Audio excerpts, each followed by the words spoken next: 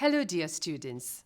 Do you know what are the mistakes to be avoided in your reading, writing, and oral papers? Let us together take a look at the common mistakes to be avoided in your English language papers.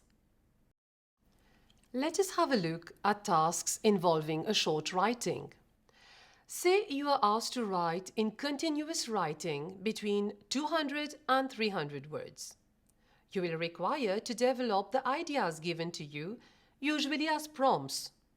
Remember that the use of proper English is essential in writing tasks. The kind of tasks that you may get could be letters, speeches, reports, or even articles. Let me take you through some of the mistakes to be avoided for such a task. You should read the bullet points carefully. Give it your full attention and do not miss out on any word. Let us have a look at the example. How was the visit important for the candidate and the school? Here, you have to elaborate on firstly, how was the visit important for the candidate? And secondly, how was it important for the school? Now, let us take a look at another example. Which advantages the local council should deal with first and how they should deal with it. Again, you should write about the advantages the local council should deal with and also how they should deal with it. There are two parts to this prompt and both need to be answered. The other common mistake made by students is that the word limit is not respected. Remember to carefully check your word limit. Usually, in short writing tasks, you are expected to write between 200 and 300 words. So a very short or an excessively long answer would be penalized. Therefore, you are required to be within the word limit. The format of the task has to be well laid out. Remember to use the appropriate format for the task at hand. Take a look at the example. The letter is addressed to the editor. The editor is not a relative, not a friend, nor an acquaintance. The editor is someone in a position of authority. So, this is clearly a formal letter. The format in the example is not correct. You must adopt the right format while writing a formal letter. The format of a formal letter must be as follows. Pay attention to where the sender's address is, where the recipient's address is, where the date is. Do not forget to put a title to it. Careful while signing off also. Look at the example below. I was coming back from school with my friend Annie when suddenly a car came at high speed and hit against her. She fell down and was hurt. An ambulance was called and she was taken to the hospital. There, she was given good medical care. Candidates are reminded to fully develop the bullet points. Do not only list ideas, but rather elaborate them in separate paragraphs. Since this is a writing task, the correct use of language is mandatory. Therefore, you have to be very careful. Verify your tenses. They have to be sequential and consistent. Take a look at the example. The minister was offered a beautiful bouquet and then he proceeds to the inauguration of the new building. In this sentence, as the verb is in the past tense, was offered, the next verb, proceed, has to be in the past tense also. Therefore, the sentence should read as follows. The minister was offered a beautiful bouquet and then he proceeded to the inauguration of the new building. Focus on this other example. In this one, there has to be agreement of subject and verb. Let us read the sentence together. The tourists were welcomed with garlands upon their arrival. Notice that tourist is singular, so the auxiliary verb will have to be singular. Therefore, it has to be was instead of were, and his instead of their. Remember to use capital letters for all proper nouns, be it names of people, cities, or titles of people. Remember to punctuate your sentences properly. Use the comma, colon, semicolon, and other punctuation marks correctly. Even though you are writing an informal letter, the use of slang such as wanna, gonna, kinda, or abbreviations like LOL, OFC are to be avoided. Now, let us move to the composition task. Candidates are given a choice of titles. They are expected to plan their composition and only then articulate what they think, feel, or imagine about the title in clear paragraphs. You are expected to write an essay and not to exceed 500 words. Let us look at the common mistakes made by the students while writing compositions. Firstly, take your time to choose the essay title. After you ensure that you have understood all the keywords in the title and are satisfied with your plan, only then embark on writing. It would be unwise to start off with a title, reach midway and realize that you're short of ideas. This may cost you an incomplete essay, resulting in a loss of marks. So, choose a title after proper thinking and planning. Candidates often do not spend time to read the title properly and miss out on key ideas. Look at the title. Describe two possessions which are very important to your family.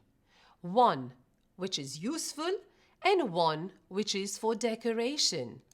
Remember, you can describe the possessions, how your family got them, and why they are so important to your family. The keywords have been underlined, and we must remember to pay attention and not miss out on any word. The title requires you to write about two possessions.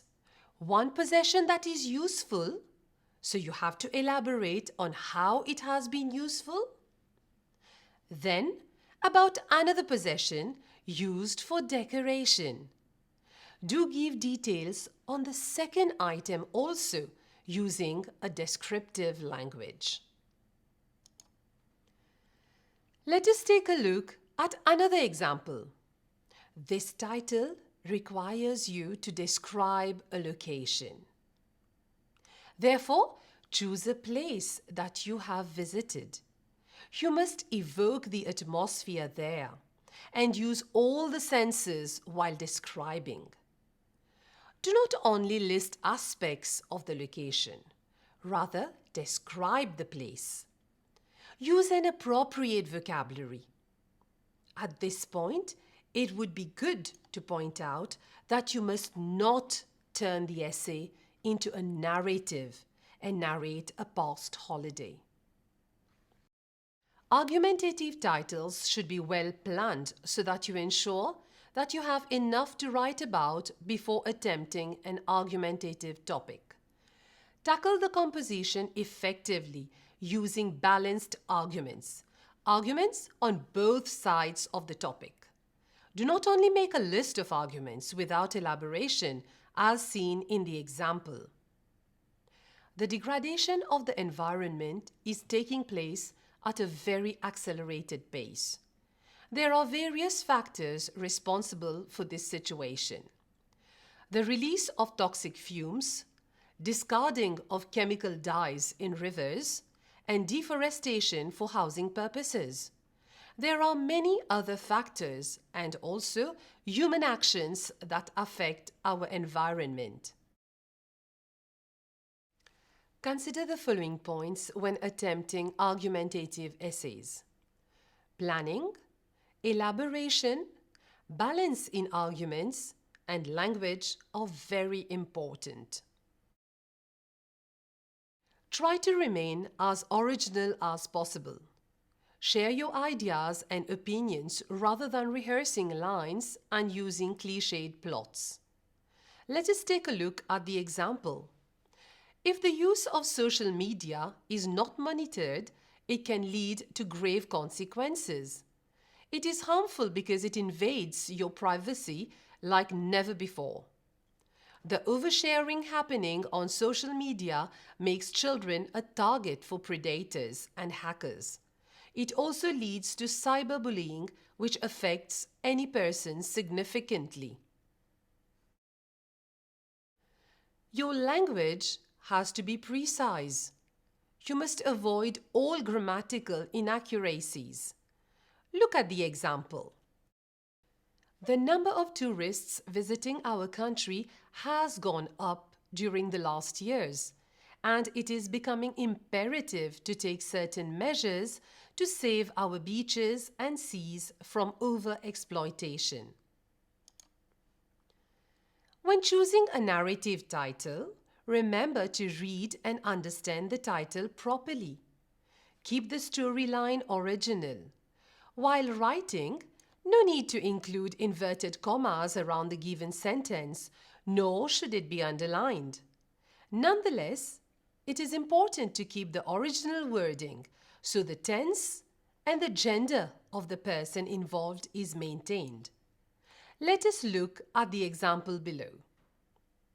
Write a story which includes the sentence, "There were two very different opportunities, and he knew he had to choose the right one." Here, one should not change "he knew he had to choose the right one" to "she knew." Respect the original wording. For the structure, candidates should plan their composition in such a way that the paragraphs bring out the plot. You must explore a variety of opening techniques, problems, events, characters, climax, and resolutions to engage the readers. Monotonous, poorly planned, or cliched plots do not score many marks. Moving to the reading section, you are required to read the passages carefully and only then answer the questions. While answering summary questions, you should not be using etc. and refrain from using many slashes. They serve no purpose, and often this malpractice is denied the mark. You must also avoid using words between brackets. For the summary question, scan the passage carefully for relevant ideas and then rewrite them in your own words. Do not use words that are not standard English to connect sentences. Words to be avoided are as follows: more so, to add on, moving on, in a nutshell, by the way, or alongside. While answering implicit and explicit questions, candidates have to be vigilant and not miss out on any key word. Read the question properly and identify what is being asked. Do you need to give reasons? Do you need to state ways? You will also have questions requiring answers in your own words. Hence, do not simply lift from the passage. Such indiscriminate lifts are not scoring. The vocabulary question is text-based and is in context. Hence, locate the word in the passage and only then try understanding the meaning. Implicit questions may require candidates to demonstrate appreciation and respond to the writer's craft. you have to show understanding of both literal and inferential meaning. Careful to distinguish between meaning and effect. When asked the meaning of a sentence from the passage, do provide a straightforward literal meaning. And for the effect, go beyond the literal meaning and comment on the importance or connotations of particular words or images. Let us have a look at an example of the requirements of the meaning and effect question. Candidates were required to give the meaning of the following sentence. I knew without the shadow of a doubt that I wanted to be a collector of animals. The key to answering this was to focus on the idiom without the shadow of a doubt and refer to the fact that the writer was sure, certain, or definite, or had no second thoughts that he wanted to be a zoologist or to collect animals. For the effect, candidates have to go beyond this literal meaning and explore what the sentence shows about the personality of the writer, namely the effect of without the shadow of a doubt. So we can deduce that the writer was a determined, decisive, or single-minded sort of a person. Students must not confuse the meaning for the effect. In your oral paper, you are tested on your reading, speaking, and listening skills. Before starting off the reading section, make sure to have an idea of the main storyline, and hence, you can decide on the tone of the direct speeches, if any involved. Fluent and careful reading without stumbles is what is expected. The oral paper will require a short, guided conversation. Candidates should elaborate, share opinion, initiate discussion with the examiner. Candidates are expected to mentally prepare what to discuss with the examiner. Keep close to the topic and do not sway away. Your language has to be grammatically correct and vocabulary appropriate. Thank you very much for your attention. I wish you all the best for your exams. Goodbye.